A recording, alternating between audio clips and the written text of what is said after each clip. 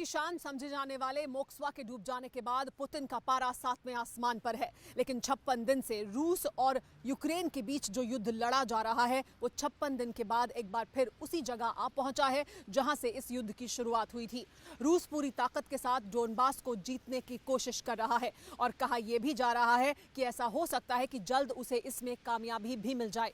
लेकिन 56 दिन के दौरान कैसे 1.5 लाख की फौज वाले यूक्रेन ने अपने से 12 गुना ज्यादा ताकतवर देश को नाको चने चबा दिए हैं।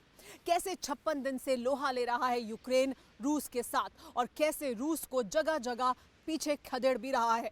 देखिए ये एक्सक्लूसिव रिपोर्ट विश्लेषण करते हुए इस पूरे युद्ध का 56 दिन के दौरान क्या कुछ हुआ है।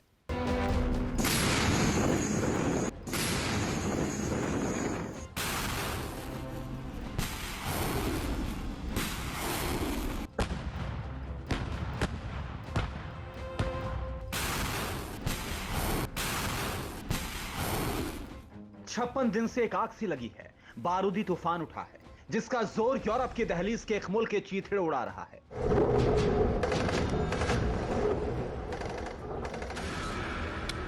यूक्रेन के पूर्वी इलाके डोनबास की जंग उस मुकाम पर है जहां से युद्ध शुरू हुआ था। डोनेस्क और लुहांस्क में रूस की सेना ताबड़तोड़ हमले कर रही है।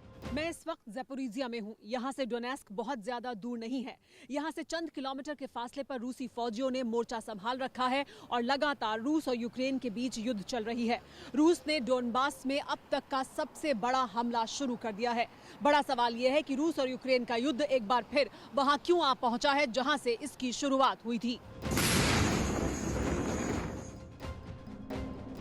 56 दिन में एक मुल्क तबाह हो सकता है। सबसे ताकतवर देश को हर चुनौती दी जा सकती है। दुनिया को परमाणु बम का खौफ दिखाया जा सकता है। रूस की सेना ने हर कोशिश करके देख ली है। एक साथ कई शहरों को तबाह करने की कोशिश कर ली है। 40 दिन तक कीव को तहस नहस करने के बाद रूस की फौज लौट चुकी है।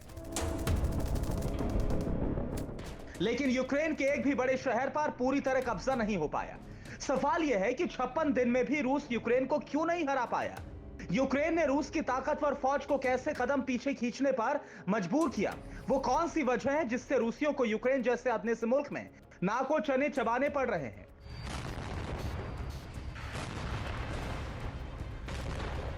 यह बात सही है कि 55 दिन के इस युद्ध में यूक्रेन ने बड़ी कीमत चुकाई है।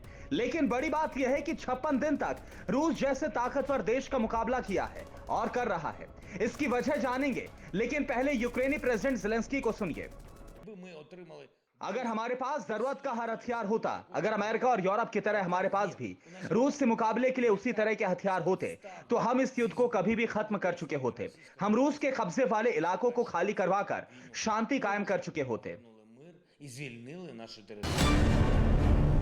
दाद देनी होगी इस बंदे की। पूरा मुल्क खाक हो गया, शहर शहर खंडर हो गए, लेकिन रूस से मुकाबले का हौसला रत्ती भर भी कम नहीं हुआ। कुछ तो बात है यूक्रेन की माटी में। 56 दिन से रूस और यूक्रेन के बीच युद्ध जारी है। मैंने इस दौरान यूक्रेन का कोना कोना देखा है। बड़ा हिस्सा यूक्रेन का ऐसा है जहां से लोगों ने पलायन कर लिया है, लेकिन जो लोग मौजूद हैं वो भी हथियार उठाकर रूस के खिलाफ लड़ने को तैयार हैं।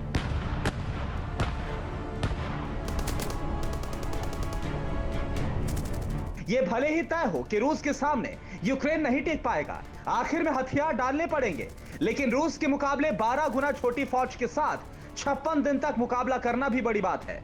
इसलिए जानना जरूरी है कि वो कौन सी वजह है जिससे यूक्रेनियों के सामने पुतिन की पलटन का हर दांव नाकाम हो रहा है। पहली वजह तो यह कि यूक्रेन के लोग अपने देश के हर इलाके को अच्छी तरह से जानते हैं।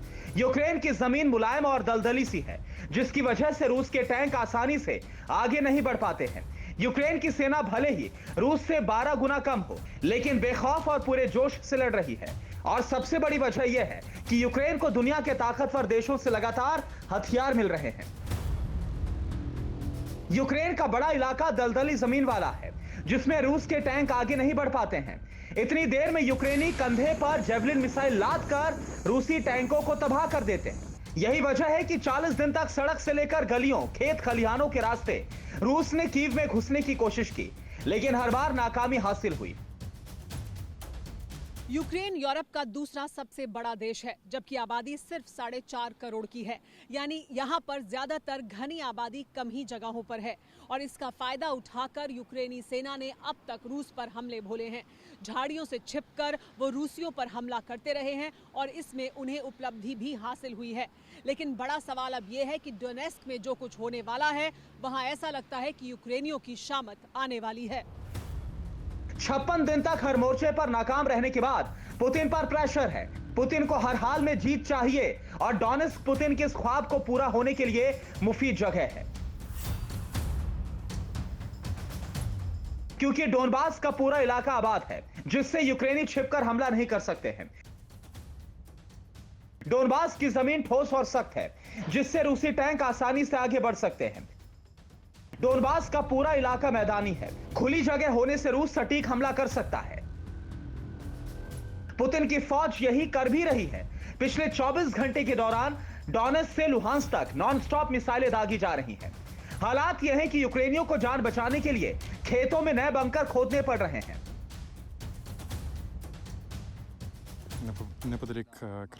रूस की सेना लगातार आर्टिलरी फायर कर रही है, जिसमें यूक्रेन के सैन्य ठिकानों के साथ ही रिहायशी इलाकों को निशाना बनाया जा रहा है। रूस की आर्मी मल्टीपल रॉकेट लॉन्चर का भी इस्तेमाल कर रही है। हम इसी से निपटने की तैयारी कर रहे हैं। जिस तरह के हालात हैं, उससे डोनेस्क को तबाह होने में ज्यादा देर नहीं लगने वाली है। इसलिए पुतिन के चेहरे पर चमक आ चुकी है। मॉस्को में डोनबास की एक बच्ची ने जब रूस के हमले को लेकर सवाल पूछा तो पुतिन ने क्या कहा, सुनिए। हमारा ऑपरेशन उन लोगों के खिलाफ है जिन्होंने यूक्रेन की सत्ता पर कब्जा किया हुआ है। मैं भरोसा देता हूं कि जल्द ये युद्ध खत्म होगा और डोनबास में हालात जल्द सामान्य होंगे।